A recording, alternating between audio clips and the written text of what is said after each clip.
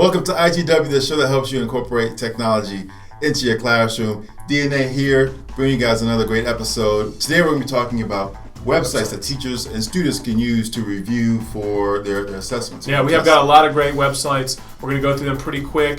We want to give you guys as many as we possibly can so you can help review for the end of the year. Exactly. We want to try to give you guys some options. Now, we know some of you guys have some that you're already got your feet stuck in the mud with those, and you really like those, and if that's what you want to do, you want to stick with those, then hey, grass is never green on the other side. So Aubrey. The grass isn't always as green on the other side. So grass is never greener. Never? Always? Anyway, check out this week's episode of ITW.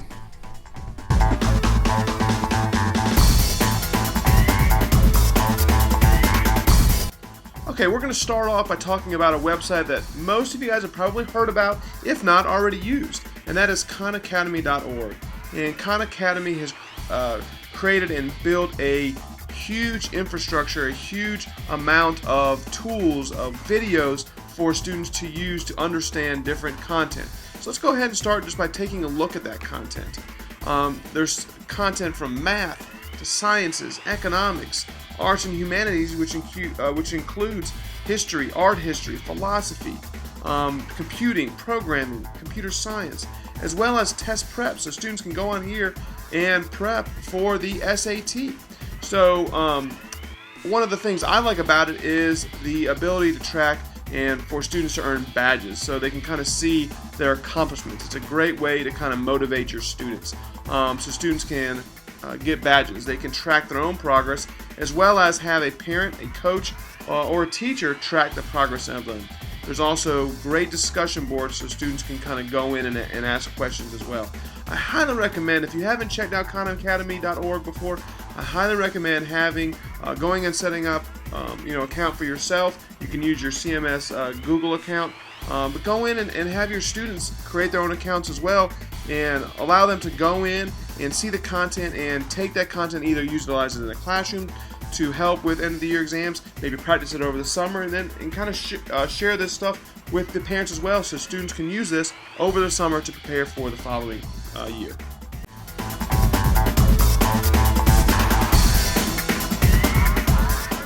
Okay, just like Khan Academy, Learnzillion is a very well-known website that many of you guys have probably already used. If not, all you got to do is go to Learnzillion.com. You can go ahead and log in with your CMS Google account and go ahead and get started.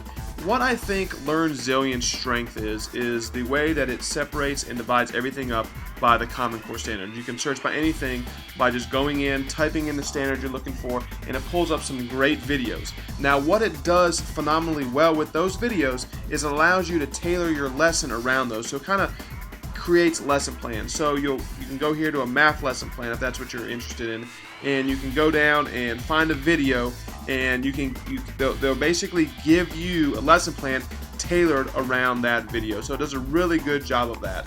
If we go up here to the math section, everything is divided up grades 2 through 5. So you have your elementary, you have your middle, and then you have your high school.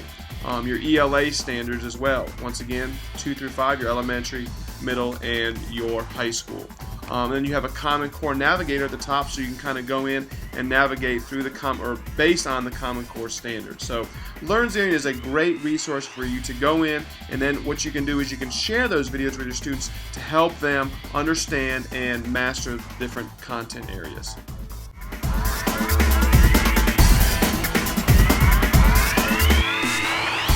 One website your students can use to stay on top of math and language art contents is iexcel.com.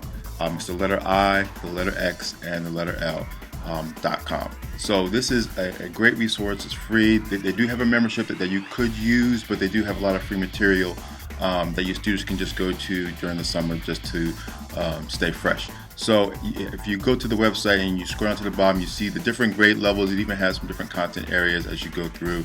You can go specifically to math, or you can go specifically to language arts, and it'll highlight some of the skills that you have there. And under each one of these skills, it'll have different questions that students will run through. If you hover over one particular area, you'll get an idea of the kind of questions that it will ask. And most of them are just to answer questions. So you can click on one, find one that a skill a student wants to work on, they can click on it, and then they can just begin answering the questions. They'll just click on it, hit submit, and then it'll give them a well done or a great job, and then it'll keep track of their score and the number of problems that they have completed. So they can continue to answer those and keep track of their scores, and then they can move to another content area. They can move to math if they want to stay fresh, and it's just a good place for students to go. So iexcel.com is a good place. Students can go for language arts and math review.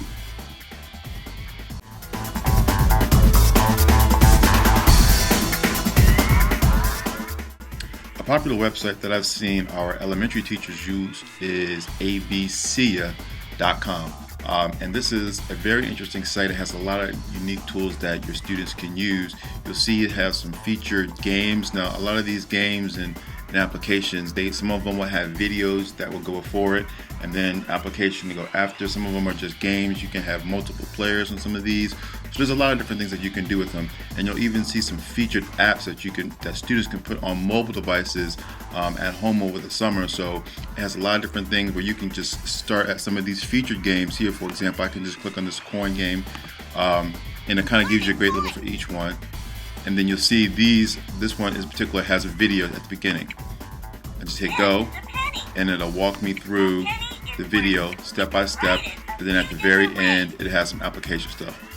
I can also just click on a grade level, and it gives me different games that are related to that grade level, and I can go from there. So ABC is another interesting tool that students can use over the summer.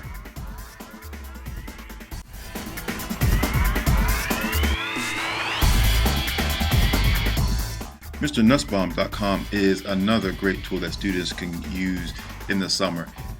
This teacher has created this site. He has organized it very well. You can see here he has grade levels as well as different topics, including games. He also has videos. He also has tablets where you can go here and you can find different games and apps that he has created that you can use on Androids and on your iPad. So he has a lot of different things that you can go here. Not all of them are organized the same. Some content areas have more videos, some have more activities, some have more games. Just depends on which one you click on. But just to give you an idea of what it looks like, I'll just select the math one. And then when you go to it, he has some featured games. He has some featured workshops here that you can go and take a look at. As you scroll down, you see he has some additional categories, a lot of different options that your students can go to. Just so you can see it, I'll select one. You can see he has these broken down into a place where they can find different drills on different topics of math, competitions, printables, as well as games. So if I just click one, you'll see that once I click on this math game, I can begin playing this, and your students can have fun and continue learning over the summer. All right, guys, that's going to do it for this week's episode of ITW. We hope that you got some good websites, some good tools that you can put in your tool bag that you can share with your students to help them review. Exactly. We also had some great feedback from one of our CMS staff members, Dave Roberts from Crawford Community School. He mentioned that he thought it'd be helpful to have some apps and some websites that students could review over the summer. Oh, yeah, that is a great idea. So they could look at some of those things and be prepared for as they move on, transition to the next grade level. We figure, hey, all work, all play makes Jake a really dope. It's all work, no play. All work, no play. All work, no play. Get it right, come on. I don't know what's wrong with them. Let's just check these out.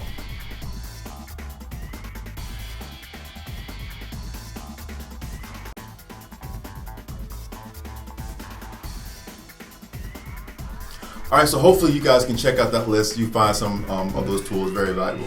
Your students, all they want to do is have fun and play over the summer, and I get that. But tell them, hey, look on the dark side. But Aubrey, it's look on the bright side. The bright side. Right.